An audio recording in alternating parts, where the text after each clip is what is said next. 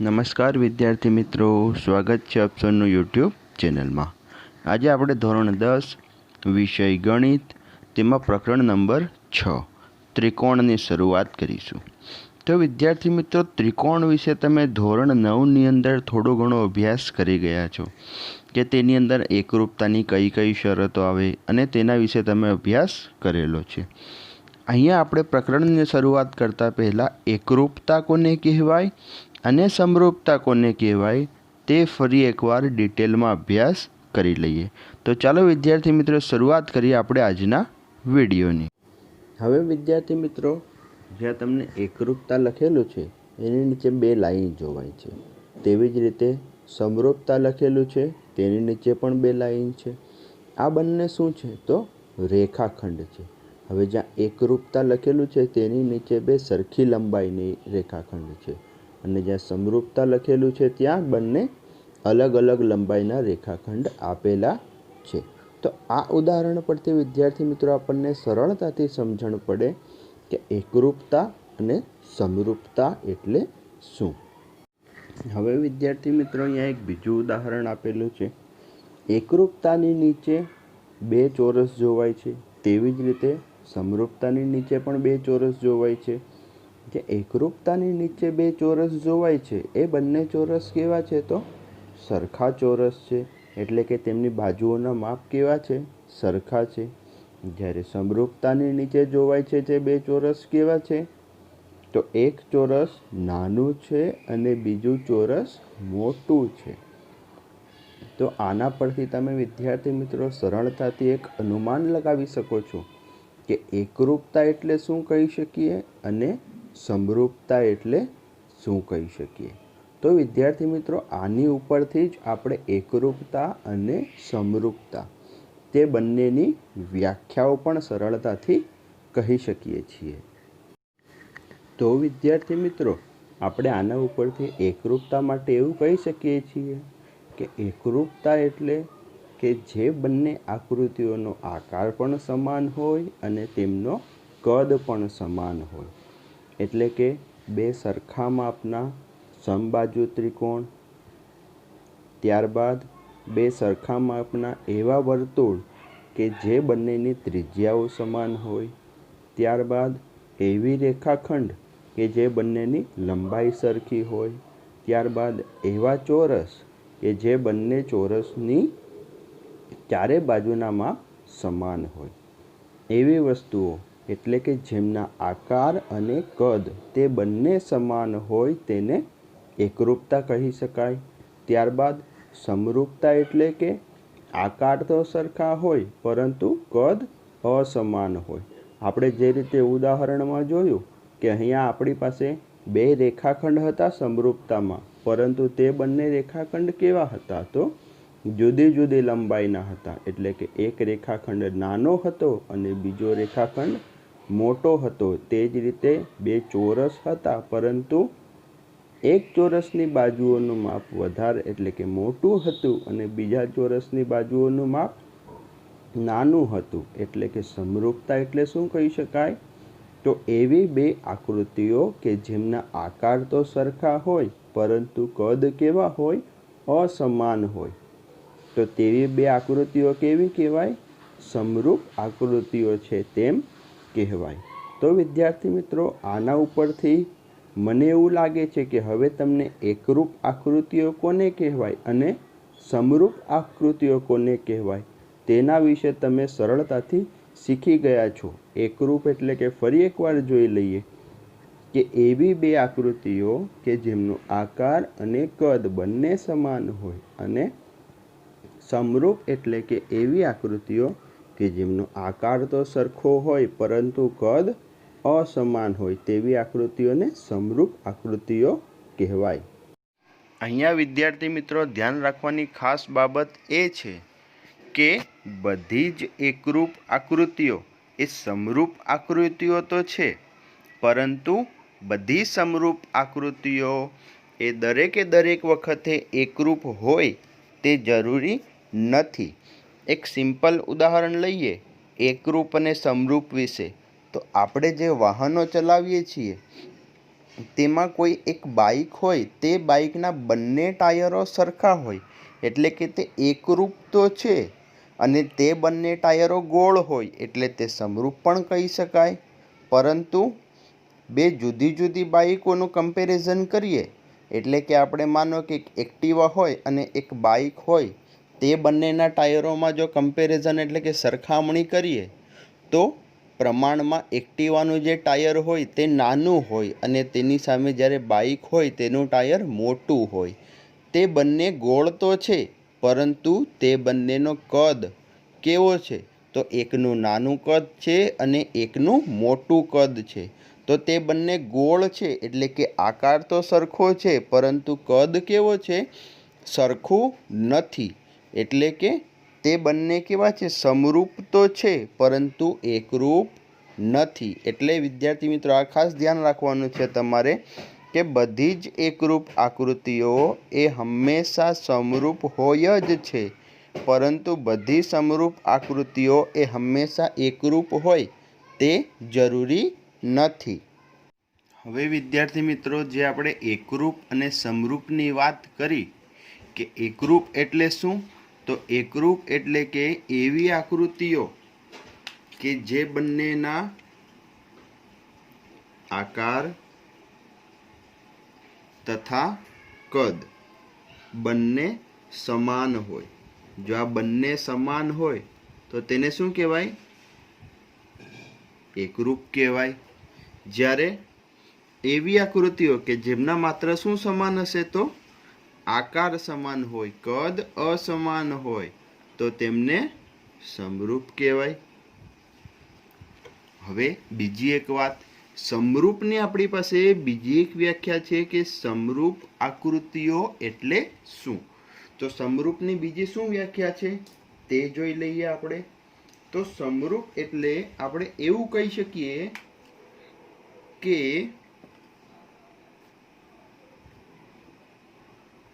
જો સમાન બાજુવાળા બહુકોણ, આ બહુકોણ એટલે શું? તો આ બહુકોણ એટલે કે આની અંદર ત્રિકોણ પણ હોઈ શકે, ચોરસ પણ હોઈ શકે, લંબચોરસ પણ હોઈ શકે, પંચકોણ હોઈ શકે, ષષ્ઠકોણ હોઈ શકે. બહુકોણ એટલે કે જેમાં 3 અથવા 3 કરતાં વધારે ખૂણા હોય તે. જો સમાન બાજુવાળા બહુકોણના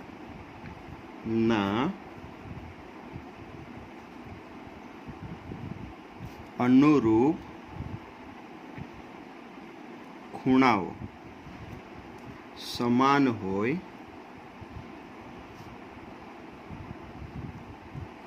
આ પહેલો ગુણધર્મ, અને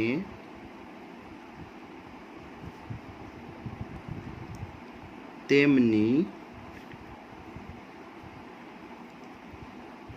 અનુરૂપ બાજુઓ ના ગુણોત્તર સમાન હોય.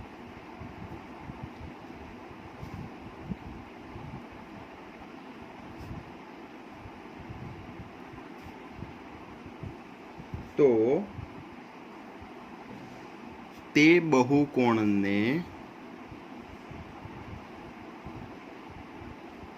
સમરૂપ કહેવાય. આ ધ્યાન રાખવાનું છે વિદ્યાર્થી મિત્રો તમારે. આ એક બીજી વ્યાખ્યા થઈ ગઈ આપણી કોની? તો સમરૂપતાની. એટલે કે એવા બહુકોણ કે જેની અંદર બાજુઓના માપ સરખાના, બાજુઓવાળા, એટલે કે આનો કહેવાનો મતલબ એવો થાય છે કે બાજુઓની સંખ્યા સરખી હોવી જોઈએ. એટલે કે ત્રિકોણ છે તો 2 ત્રિકોણ વચ્ચે સરખામણી કરીએ આપણે, 2 ચોરસ વચ્ચે સરખામણી કરીએ આપણે, 2 પંચકોણ વચ્ચે સરખામણી કરીએ, એ રીતે. બરાબર? એટલે કે જો સમાન બાજુવાળા બહુકોણના અનુરૂપ ખૂણાઓ સમાન હોય, એટલે કે અનુરૂપ ખૂણાઓના માપ સમાન હોય, તદુપરાંત તેમની અનુરૂપ બાજુઓના ગુણોત્તર સમાન હોય, તો તે બહુકોણોને સમરૂપ બહુકોણ છે તેવું કહેવાય। હવે આપણે એના ઉદાહરણ જોઈ લઈએ। મારી પાસે બે ત્રિકોણ છે। અહીંયા એક ત્રિકોણ નાનું છે અને બીજું ત્રિકોણ એક મોટું છે। નાના ત્રિકોણનું નામ આપી દઈએ આપણે એ, બી અને સી। મોટા ત્રિકોણનું નામ આપી દઈએ આપણે પી, ક્યુ અને આર। આ રીતે બરાબર। હવે મારી પાસે એવું હોય, માનો કે ખૂણા એ નું માપ મારી પાસે 50 છે, તેની જ સાથે ખૂણા પી નું માપ પણ 50 છે। ખૂણા બી નું માપ મારી પાસે 70 હોય, ખૂણા ક્યુ નું માપ પણ 70 હોય, તો કેટલા વધ્યા? તો અહીંયા સી નું માપ 60 હોય, તેની જ સાથે આર નું માપ પણ 60 હોય। હવે આ 2, અહીંયા 4, અહીંયા 6, ત્યારે અહીંયા 4, 8 અને 12। આ રીતે બે ત્રિકોણ હોય, ત્રિકોણ એ બી સી અને ત્રિકોણ પી ક્યુ આર। હવે અહીંયા શું કીધું તો આપણને વ્યાખ્યામાં, તો બહુકોણોના અનુરૂપ ખૂણાઓ સમાન હોય। અનુરૂપ ખૂણાઓ સમાન હોય એટલે કે તેના ખૂણાઓના માપ સરખા હોવા જોઈએ। તો અહીંયા તમે જોઈ શકો છો કે ખૂણો એ છે, એનું માપ કોના જેટલું છે? તો ખૂણા પી જેટલું છે। તે જ રીતે ખૂણો બી છે, તો એનું માપ કોના જેટલું છે? ખૂણા ક્યુ જેટલું છે। તેવી જ રીતે ખૂણો સી કેટલો છે? તો એનું માપ ખૂણા આર જેટલું છે। આ ત્રણ ખૂણાઓના માપ સરખા થઈ ગયા। ત્યારબાદ બીજું શું કીધું છે? તો અનુરૂપ બાજુઓ। હવે અનુરૂપ બાજુઓ કઈ રીતે લેવાની? તો અનુરૂપ બાજુઓ એ રીતે લેવાની કે એ 50 છે, બી 70 છે, તો અહીંયા પણ 50 અને 70 વચ્ચે કઈ બાજુ? એટલે કે એ બી અહીંયા છે, તો અહીંયા કોણ આવશે? પીક્યુ આવશે। તે જ રીતે અહીંયા બીસી છે, તો અહીંયા કોણ આવશે? ક્યુઆર આવશે। તે જ રીતે અહીંયા એસી છે, તો અહીંયા કોણ આવશે? પીઆર આવશે। હવે આના ગુણોત્તરની વાત કરીએ આપણે, તો ગુણોત્તર એટલે કે એ બી ભાગ્યા પીક્યુ જો હું કરું તો એ બીની કિંમત કેટલી છે? 2 ભાગ્યા પીક્યુની કિંમત કેટલી છે? 4। તો 2 દુ 4, એટલે આનો ગુણોત્તર કેટલો થઈ ગયો? 1/2। તે જ રીતે બીસી અને ક્યુઆરનો ગુણોત્તર કરું તો બીસી ભાગ્યા ક્યુઆર, તો શું થશે? 4 ભાગ્યા 8, એટલે એ પણ કેટલા થશે? 1/2। તે જ રીતે એસી ભાગ્યા પીઆર કરીશ તો 6 ભાગ્યા 12, એટલે એ પણ 1/2। તો આના ઉપરથી વિદ્યાર્થી મિત્રો તમે એવું કહી શકો કે એવી બે આકૃતિઓ કે જે સરખી બાજુ હોય જેની અંદર, એટલે કે બાજુની સંખ્યાઓ સરખી હોય, અને તેવા બહુકોણની અંદર જો અનુરૂપ ખૂણાઓ સરખા હોય અને એ અનુરૂપ ખૂણાઓની અંદર જો બાજુઓના ગુણોત્તર એ પણ સરખા થતા હોય, તો તે બે આકૃતિઓ સમરૂપ છે, એટલે કે તે બહુકોણ સમરૂપ છે તેવું આપણે કહી શકીએ। હવે વિદ્યાર્થીઓ, એકરૂપ અને સમરૂપ એ બંનેના સંકેત શું હતા? તો જ્યારે બે આકૃતિઓને આપણે એકરૂપ દર્શાવતા હતા તો આ રીતે બે લીટી કરીને ઉપર આ રીતે ચિહ્ન કરતા હતા, બરાબર। એવી જ રીતે હવે સમરૂપ માટે માત્ર આટલી જ નિશાની કરવાની છે। હવે અહીંયા ત્રિકોણ એબીસી અને ત્રિકોણ પીક્યુઆર જે બંને સમરૂપ છે એને બતાવવા હોય તો હું કઈ રીતે બતાવીશ? તો ત્રિકોણ એબીસી સમરૂપ ત્રિકોણ પીક્યુઆર, માત્ર આટલું જ કરીને આપણે બતાવવાનું છે। તો વિદ્યાર્થી મિત્રો, આ આપણે એક ઉદાહરણ જોયું અને તેની જોડે વ્યાખ્યા જોઈ કે ક્યારે બે બહુકોણોને આપણે સમરૂપ કહી શકીએ છીએ। હવે વિદ્યાર્થી મિત્રો, આપણે ચર્ચા કરી લઈએ સ્વાધ્યાય 6.1ની। તો સ્વાધ્યાય 6.1ની અંદર તેમાં શરૂઆતમાં ખાલી જગ્યાઓ છે। તે પ્રથમ પ્રશ્નમાં ખાલી જગ્યામાં પ્રથમ ખાલી જગ્યા એવી છે કે બધા વર્તુળો ખાલી જગ્યા છે અને એમાં ઓપ્શન આપેલા છે કે એકરૂપ અને સમરૂપ, આ બંનેમાંથી શું આવશે? તો આપણે સરળતાથી કહી શકીએ છીએ કે જેટલા પણ વર્તુળો છે બધા વર્તુળો કેવા હશે? ગોળ હશે। તો બધા વર્તુળોના માપ તો સરખા હોય તેવું જરૂરી નથી, પરંતુ આકાર તો સરખા હશે જ। એટલે આપણે એવું કહી શકીએ કે બધા વર્તુળો કેવા હશે? તો બધા વર્તુળો સમરૂપ છે. એટલે પ્રથમ ખાલી જગ્યામાં જવાબ શું આવશે? તો સમરૂપ આવશે. તે જ રીતે વિદ્યાર્થી મિત્રો બીજો જે છે ખાલી જગ્યા, તેની અંદર પણ બધા ચોરસો ખાલી જગ્યા છે, તો તેમાં પણ એવું જ આવશે. બધા ચોરસો શું આવશે? તો સમરૂપ છે તેવું આવશે. ત્યારબાદ ત્રીજી ખાલી જગ્યામાં તો બધા ખાલી જગ્યા ત્રિકોણો સમરૂપ છે. હવે અહીંયા ખાસ ધ્યાન રાખવાની બાબત એ છે કે જો સમદ્વિબાજુ કીધું છે અને સમબાજુ પણ કીધું છે. એટલે અહીંયા ખાસ ધ્યાન રાખવાનું, જો સમદ્વિબાજુ હોય તો તે સમદ્વિબાજુ ત્રિકોણ દરેકે દરેક વખતે સમરૂપ થાય તેવું જરૂરી નથી. આ ખાસ ધ્યાન રાખવાનું કે બધા જ સમદ્વિબાજુ ત્રિકોણ હંમેશા સમરૂપ થાય તેવું જરૂરી નથી, પરંતુ બધા જ સમબાજુ ત્રિકોણ એ હંમેશા સમરૂપ હશે. એનું કારણ શું? તેનું કારણ એ છે કે આપણને ખબર છે કે બધા જ સમબાજુ જે ત્રિકોણ હોય એની ત્રણે ત્રણ બાજુના માપ પણ સરખા હશે અને ત્રણે ત્રણ ખૂણાઓ એ ફિક્સ હશે. એટલે કે સમબાજુ ત્રિકોણ હશે તો તેના ખૂણાઓનું માપ 60 જ હશે. એટલે આપણે એવું કહી શકીએ કે બધા જ સમબાજુ ત્રિકોણ સમરૂપ છે. હવે ચોથી ખાલી જગ્યા. ચોથી ખાલી જગ્યા શું છે? તો જો બે બહુકોણોના અનુરૂપ ખૂણાઓ ખાલી જગ્યા હોય અને તેમની અનુરૂપ બાજુઓ ખાલી જગ્યા હોય તો સમાન સંખ્યાની બાજુઓવાળા બે બહુકોણ સમરૂપ છે. ખાલી જગ્યામાં ઓપ્શન આપ્યા છે સમાન અને સમપ્રમાણમાં.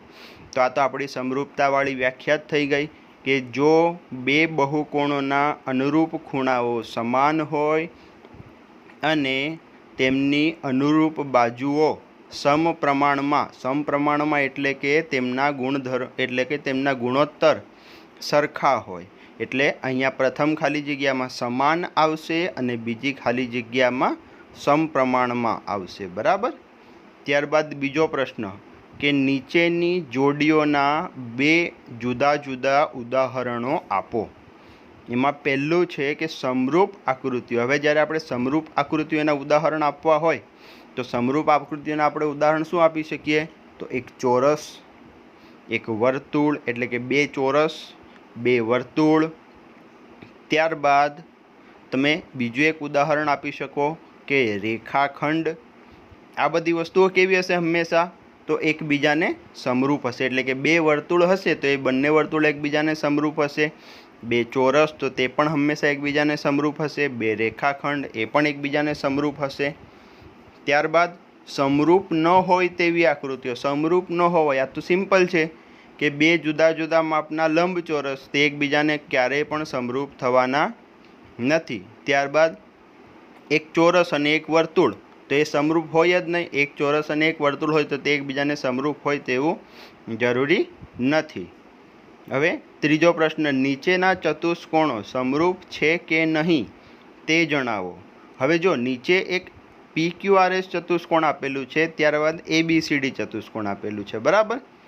હવે વિદ્યાર્થી મિત્રો અહીંયા જોવાનું એ છે કે આપણને એક બાજુ ચતુષ્કોણ PQRS આપેલું છે અને તેની અંદર કોઈ પણ ખૂણો એ ખૂણાનું માપ આપણને લખેલું નથી. જ્યારે બીજી બાજુ ચતુષ્કોણ ABCD આપેલું છે તો તે કેવો આપેલો છે?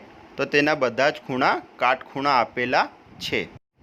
તો એનો મતલબ એવો થાય કે PQRSના બધા ખૂણાઓના માપ એ ABCDના બધા ખૂણાઓના માપની સમાન માપના નથી. એ બંને ચતુષ્કોણ છે તે બંને ચતુષ્કોણના ખૂણાઓના માપ કેવા છે? જુદા જુદા છે. તો માટે આપણી પહેલી શરત તો અહીંયા પાલન થતું જ નથી. એટલે કે આપણી પહેલી શરત તો શું છે કે જો બે બહુકોણના અનુરૂપ ખૂણાઓ સમાન હોય. અહીંયા તો ખૂણાઓ સમાન થતા નથી. એટલે આપણે કહી શકીએ કે આ નીચે આપેલા જે બે ચતુષ્કોણ છે, એક ચતુષ્કોણ PQRS અને ચતુષ્કોણ ABCD, એ બંને એકબીજાને સમરૂપ નથી. હવે વિદ્યાર્થી મિત્રો આપણે ચર્ચા કરીશું પ્રમેય 6.1. આ પ્રમેય વિદ્યાર્થી મિત્રો પરીક્ષામાં પણ પૂછાય છે. મોસ્ટ IMP પ્રમેય છે. એટલે તમારે આ પ્રમેય જોવાનો છે, શીખવાનો છે. જ્યાં ના સમજ પડે ત્યાં વારંવાર પુનરાવર્તન કરી અને જોઈ અને તમારે તૈયાર કરવાનો છે. આ પ્રમેયનું નામ છે સમપ્રમાણતાનું મૂળભૂત પ્રમેય. શું છે આ ધ્યાન રાખી લેજો.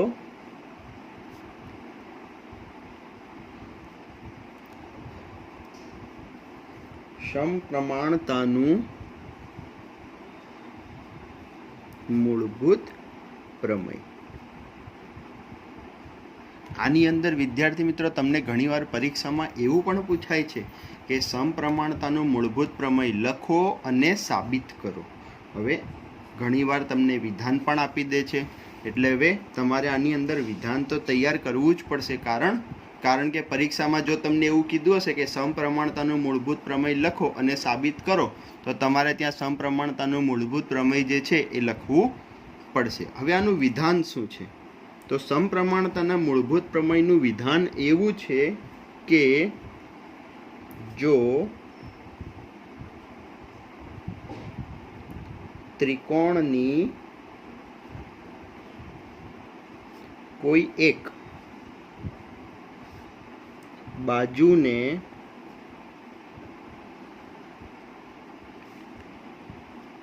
સમાંતર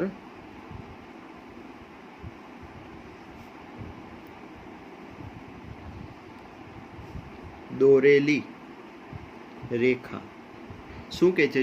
જો ત્રિકોણની કોઈ એક બાજુને સમાંતર દોરેલી રેખા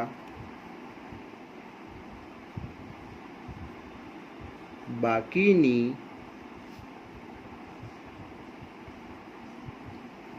બે બાજુને ભિન્ન બિંદુઓમાં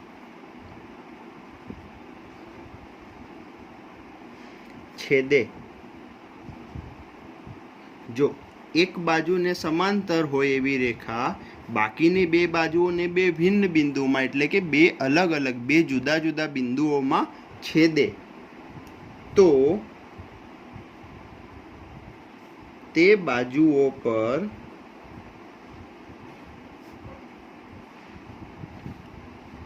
કપાતા રેખાખંડો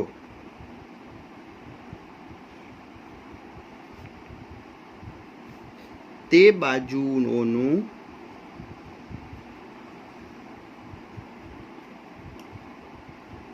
સમપ્રમાણમાં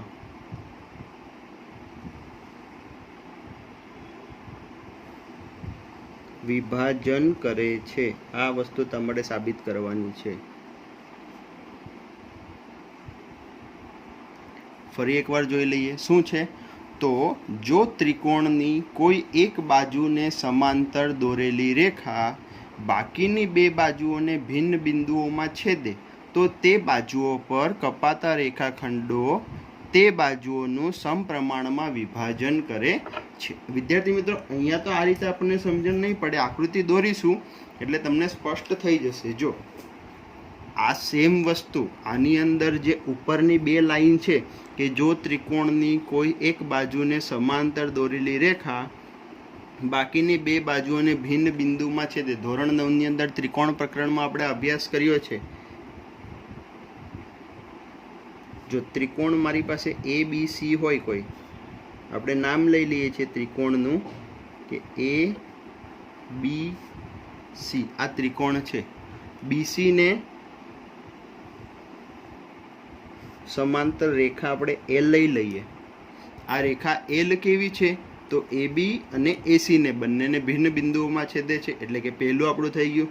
જો ત્રિકોણની કોઈ એક બાજુને એટલે કે બીસી ને સમાંતર રેખા એલ બાકીની બે બાજુઓને ભિન્ન બિંદુઓમાં છેદે, એટલે કે એ બી અને એસી ને બે જુદા જુદા બિંદુઓમાં છેદે છે. હવે કયા બિંદુમાં છેદે છે? તો નામ આપી દઈએ. અહીંયા આપણે ડી નામ આપી દઈએ, અહીંયા આપણે ઈ નામ આપી દઈએ. હવે તો તે બાજુઓ પર કપાતા રેખાખંડો તે બાજુઓનું સમપ્રમાણમાં વિભાજન કરે છે. એટલે કે તે બાજુઓ પર, એટલે કે એબી બાજુ પર કયા કયા રેખાખંડ કપાય છે? તો એડી અને ડીબી. તે જ રીતે એસી બાજુ પર કયા રેખાખંડ કપાય છે? તો એઈ અને ઈસી. એટલે કે આ બંનેના ગુણોત્તર સરખા છે તેવું આપણે સાબિત કરવાનું છે. હવે વિદ્યાર્થી મિત્રો, આપણી પાસે પક્ષ પ્રમેય આપણને ખબર છે. પ્રમેય લખીશું એટલે આપણે પક્ષ, સાધ્ય અને સાબિતી 3 ભાગમાં કરીશું. પહેલું પક્ષ એટલે કે આપણી પાસે જે છે તે. આપણી પાસે શું છે? તો ત્રિકોણ ABC માં એલ રેખાખંડ એટલે કે એલ રેખા છે. કોને સમાંતર છે? તો એલ સમાંતર બીસી છે. આ છે આપણી પાસે. બીજું શું છે? તો એલ એ AB ને ડી માં અને બીસી ને એટલે કે એસી ને ઈ માં છેદે છે. ત્યારબાદ ડીઈ સમાંતર બીસી બને છે. એટલે આટલી વસ્તુ આપણી પાસે છે. હવે સાધ્ય એટલે કે આપણે જે સાબિત કરવાનું છે તે આપણે સાબિત શું કરવાનું છે? તો આ ગુણોત્તર સરખા છે એવું સાબિત કરવાનું છે. કોનો ગુણોત્તર?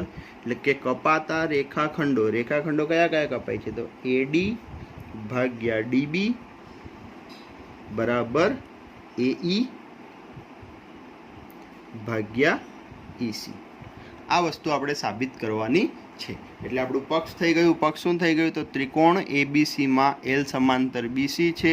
ત્યારબાદ એલ એ એડી ને એટલે કે એલ એ AB ને ડી બિંદુમાં અને એસી ને ઈ બિંદુમાં છેદે છે. ત્યારબાદ સાધ્ય એટલે કે શું સાબિત કરવાનું છે તે? તો એડી ભાગ્યા ડીબી બરાબર એઈ ભાગ્યા ઈસી. આ આપણે સાબિત કરવાનું છે.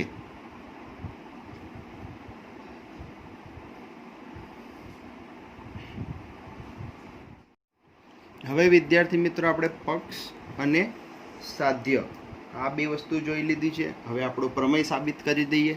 પ્રમેય સાબિત કરવા માટે આપણી પાસે પક્ષમાં જે હતું એ સૌપ્રથમ લખી નાખીએ સાબિતીમાં. તો આપણી પાસે સૌપ્રથમ શું હતું? તો ત્રિકોણ ABC માં એલ સમાંતર બીસી છે. આ વસ્તુ આપણી પાસે છે. હવે શું કરવાનું છે? તો હવે આપણે BE ને જોડવાનો છે.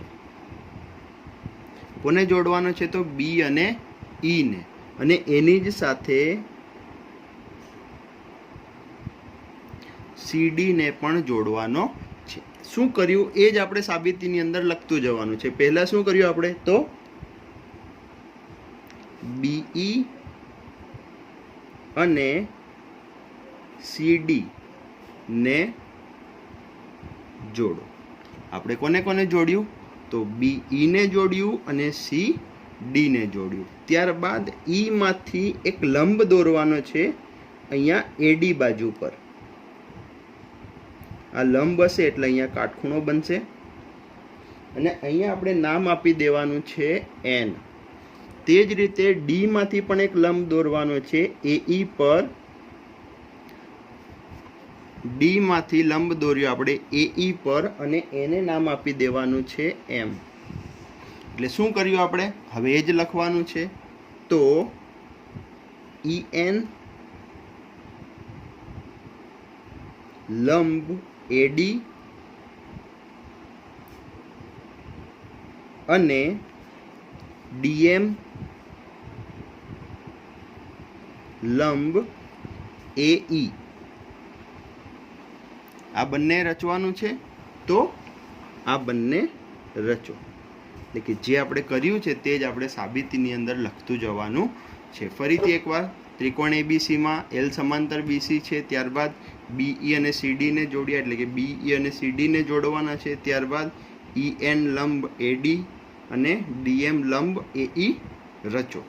હવે વિદ્યાર્થી મિત્રો આપણને બધાને ખબર છે કે જ્યારે કાટકોણ ત્રિકોણની વાત આવે અથવા તો કોઈ પણ ત્રિકોણની વાત આવે અને એ ત્રિકોણનું જો મારે ક્ષેત્રફળ શોધવું હોય તો સિમ્પલ ત્રિકોણનું ક્ષેત્રફળ એનું સૂત્ર શું છે? તો 1/2 ગુણ્યા પાયો ગુણ્યા વેધ. આવું થાય. હવે આની અંદર બે કેસમાં આપણે કામ કરવાનું છે. એક કેસ લેવાનો છે AB બાજુ પરથી અને બીજો કેસ લેવાનો છે AC બાજુ પરથી. એટલે આ પ્રમેય આપણો જે છે એ આખો હવેથી બે ભાગમાં વહેંચાઈ જશે. કઈ કઈ ભાગમાં? તો એક AB વાળી બાજુ અને બીજું AC વાળી બાજુ. તો એ જ રીતે આપણે કરીએ. હવે આપણે પહેલો ભાગ લઈ લઈએ. કઈ બાજુ વાળો? તો AB બાજુ વાળો. એટલે અહીંયાથી આપણે એ જ કરવાનું છે કે કઈ બાજુ માટે કરીએ છીએ? તો AB બાજુ માટે. બરાબર. હવે AB બાજુ માટે અહીંયા તમારે ધ્યાન રાખજો, અહીંયાથી જુઓ ખાસ, AB બાજુ પર બે ત્રિકોણ આપણને મળશે. કયા કયા? તો AED. આ AD બાજુ માટે એક ત્રિકોણ મળ્યો. ત્યારબાદ BD માટે તો BDE, આ બીજું એક ત્રિકોણ મળ્યું. કયા કયા? જો ખાસ ધ્યાન રાખો, AED અને BDE, આ બે ત્રિકોણ મળ્યા છે. બંને ત્રિકોણ પાસ પાસે અને આખી AB બાજુને કવર કરે છે. તો આ બંનેના ક્ષેત્રફળ માટેના સૂત્રો આપણે હવે લખવાના છે. કઈ રીતે લખીશું? તો જુઓ, ત્રિકોણ ADE માટે પહેલું,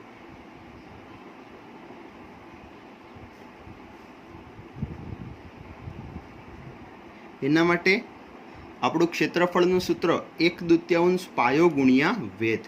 તો ADE છે એની અંદર પાયો કોણ લઈશું? AD આપણી પાસે પાયો છે અને વેધ કોણ છે? EN. તો 1/2 ગુણ્યા AD ગુણ્યા EN, આવું થઈ જશે. તે જ રીતે બીજું ત્રિકોણ કયું છે? તો BDE. તો BDE નું ક્ષેત્રફળ જ્યારે લઈશું ત્યારે 1/2. હવે આની અંદર પાયો, હવે જો ખાસ ધ્યાન રાખો, પાયો તો BD છે જ, અને BD ને જો લંબાવીએ તો વેધ EN BD પર પણ ગણાય. એટલે કે પાયો કોણ લઈશું આપણે? BD. અને વેધ કોણ છે આની અંદર પણ? EN. આ થઈ ગયું આપણું સમીકરણ નંબર 1. આ થઈ ગયું સમીકરણ નંબર 2. હવે 1 અને 2 નો ગુણોત્તર લઈ લેવાનો. શું કરી લેવાનું? તો 1 અને 2 નો ગુણોત્તર. જો 1 અને 2 નો આપણે જ્યારે ગુણોત્તર કરીએ તો ત્રિકોણ ADE નું ક્ષેત્રફળ ભાગ્યા ત્રિકોણ BDE નું ક્ષેત્રફળ એવું આવશે. જોઈ લો ફરી એકવાર કઈ રીતે આવશે. તો ત્રિકોણ ADE નું ક્ષેત્રફળ ભાગ્યા ત્રિકોણ BDE નું ક્ષેત્રફળ બરાબર ઉપર શું હશે? તો 1/2 ગુણ્યા AD ગુણ્યા EN. તે જ રીતે 1/2 ગુણ્યા BD ગુણ્યા EN. હવે EN તો સરખા છે તો ઉડી જશે. 1/2 પણ ઉડી જશે. તો વચ્ચે શું? તો AD ભાગ્યા BD. આ થઈ ગયું સમીકરણ નંબર 3. આ ખાસ ધ્યાન રાખવાનું છે. આ સમીકરણ ઇમ્પોર્ટન્ટ છે આપણા પ્રમેયને સાબિત કરવા માટે. એક આવું સમીકરણ આવશે ને એવું ને એવું જ AC બાજુ માટે પણ આપણને મળશે. એના માટે આપણે કઈ રીતે કરીશું? તો હવે જે કેસ આપણો 1 હતો એવો ને એવો કેસ નંબર 2 આવશે. એ કેસ નંબર 2 શું થશે? તો કઈ બાજુ માટે આવશે? AC બાજુ માટે આવશે. એટલે હવે અહીંયા શું આવશે? તો AC બાજુ આવશે. હવે AC બાજુ પર કયા કયા ત્રિકોણ મળે છે? તો જો અહીંયા AED સેમ આ ત્રિકોણ, અને બીજું અહીંયા CED. હવે AED માં જો AC બાજુની વાત કરીએ છીએ તો AC વાળો પાયો લેવાનો એનું ક્ષેત્રફળ માટે. AC વાળો પાયો એટલે કયો? AE પાયો. અને એના પરનો વેધ કોણ લેવાનો? DM લેવાનો. જો આમાં ખાસ ધ્યાન રાખવાનું, જ્યારે AB પાયાની વાત કરીએ છીએ ત્યારે AD ના ક્ષેત્રફળ માટે શું લેવાનું છે? પાયો AD લેવાનો છે અને વેધ EN એટલે લેવાનો છે. અને જ્યારે AC બાજુમાંથીની વાત કરીએ આપણે ત્યારે AE પાયો લેવાનો છે અને DM ને વેધ લેવાનો છે. એટલે આની અંદર પણ સેમ પહેલા જ ત્રિકોણ ADE નું ક્ષેત્રફળ, તો એના માટે 1/2 પાયો ગુણ્યા વેધ, એટલે 1/2 પાયો કોણ આવશે? AE.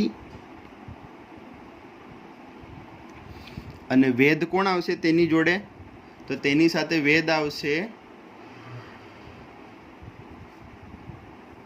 DM. એટલે કે 1/2 AE ગુણ્યા DM આવું થઈ જશે। તે જ રીતે બીજું ત્રિકોણ તો CED માટે CED નું ક્ષેત્રફળ જો મારે શોધવું હોય તો CED નું ક્ષેત્રફળ શું મળશે તો 1/2 પાયો એટલે EC કાં તો CE જે લખવું એ લખી શકો અને એની માટેનો વેધ તો આપણે DM જ લઈશું। હવે ફરી આ થઈ ગયું આપણું સમીકરણ નંબર 4, આ થઈ ગયું સમીકરણ નંબર 5। હવે 4 અને 5 નો ગુણોત્તર કોનો કોનો તો સમીકરણ નંબર 4 અને સમીકરણ નંબર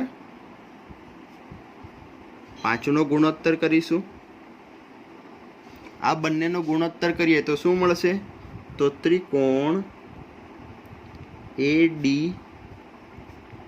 નું ક્ષેત્રફળ ભાગ્યા ત્રિકોણ CED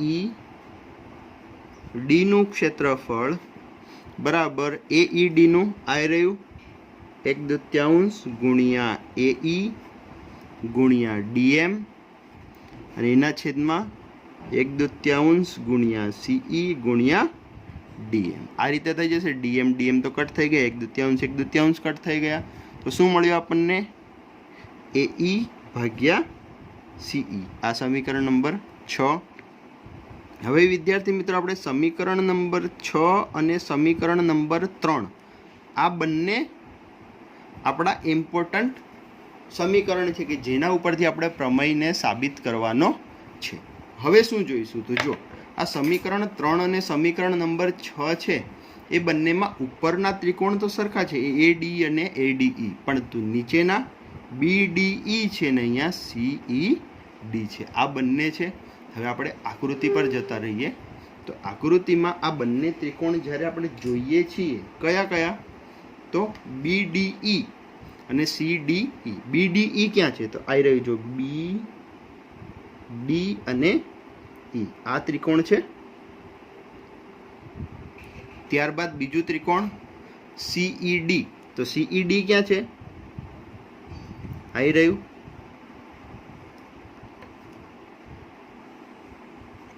હવે વિદ્યાર્થી મિત્રો ધોરણ 9 ની અંદર આપણે એક પ્રમેય ભણી ગયા હતા કે એવા બે ત્રિકોણ કે જેમનો પાયો સરખો હોય અને બે સમાંતર રેખાઓની વચ્ચે હોય તો તે બંને ત્રિકોણ કેવા થાય તો તે બંને ત્રિકોણ એકરૂપ થાય એવું આપણે ભણેલા છીએ। તો અહીંયા આપણે એવું કહી શકીએ કે ત્રિકોણ BDE અને ત્રિકોણ CDE આ બંને એક જ પાયા DE પર આવેલા છે અને બે સમાંતર રેખાઓ એટલે કઈ તો BC અને DE એવું કહી શકીએ એટલે કે BC અને DE આ બંને સમાંતરની વચ્ચે આવેલા છે। તો આ બંને ત્રિકોણના ક્ષેત્રફળ કેવા થાય સરખા થાય તેવું કહી શકીએ કે ત્રિકોણ BDE નું ક્ષેત્રફળ બરાબર ત્રિકોણ CED નું ક્ષેત્રફળ આવું પણ આપણે આના ઉપરથી કહી શકીએ। એટલે હવે આપણે શું કરવાનું છે તો હવે એક વિધાન આપણે અહીંયા લખીશું। શું લખીશું તો આટલું પૂરું થઈ જાય ત્યારબાદ નીચે હવે આપણા પ્રમેયનો ત્રીજો તબક્કો એટલે કે મેન જે આપણે સાબિતી કરવાની છે એ આવશે। અહીંયા પછી આ આવશે અને ત્રીજા તબક્કામાં શું આવશે તો સૌપ્રથમ એ લખવાનું આપણે કે ત્રિકોણ BDE અને ત્રિકોણ CED એ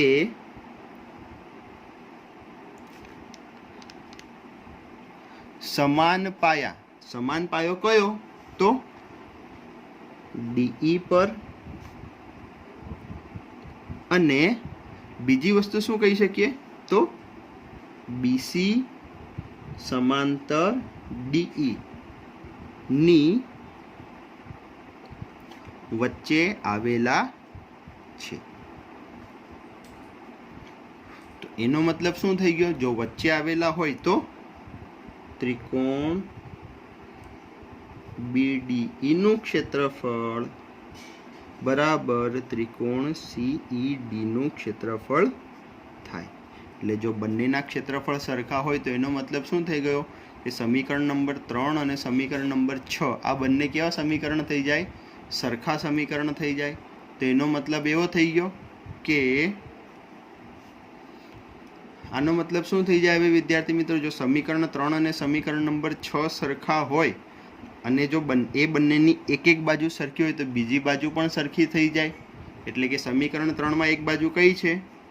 ADE નું ક્ષેત્રફળ ભાગ્યા BDE નું ક્ષેત્રફળ, અને અહીંયા બીજી બાજુ ADE નું ક્ષેત્રફળ ભાગ્યા CDE નું ક્ષેત્રફળ. એટલે કે જો આ બંને સરખા થઈ જાય તો આ બંનેની આ બાજુઓ પણ સરખી થઈ જાય. અને આના ઉપરથી આપણે એવું કહી શકીએ કે સમીકરણ નંબર 3 અને સમીકરણ નંબર 6 પરથી AD ભાગ્યા BD બરાબર AE ભાગ્યા CE. એટલે શું કહી શકીએ? જો ફરી એકવાર જોઈ લઈએ આના ઉપરથી, તો આના ઉપરથી તમે એવું લખી શકો કે